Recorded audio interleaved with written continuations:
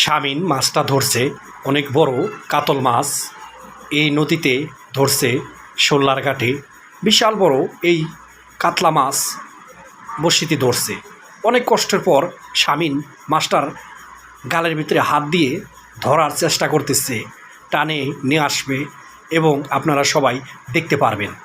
শামিনের অনেক অভিজ্ঞতা মাছ ধরার, বয়স অল্প হলেও সে মাছ ধরার জন্য বিখ্যাত। দেখুন তার হাতে মাছটা ধরে রাখছে, হাত ধরে টান দে টান দে। হ্যাঁ, শামিনের অভিজ্ঞতা এত বেশি, সে মাছ ধরতে সুন্দর করে ধরিস, ছুটে না জানি। এই খাড়া কাছারে মাছ ধরবেন নিগে শামিন এসেছে, সাথে অনেক মানুষ আছে। আমরা শামিনের মাছ ধরা দেখতে এসেছি এবং শামিন নদীতে মাছ ধরে চ্যালেঞ্জ দিয়ে। সে মাছ ধরতে আইলে একটাও মিস যাবে না, মাছ ধরবেই। আর শিকারীরা সবাই শূন্য হাতে বাসায় যাবে, শামিন 4-5টা মেরে তারপরে বাসায় যাবে।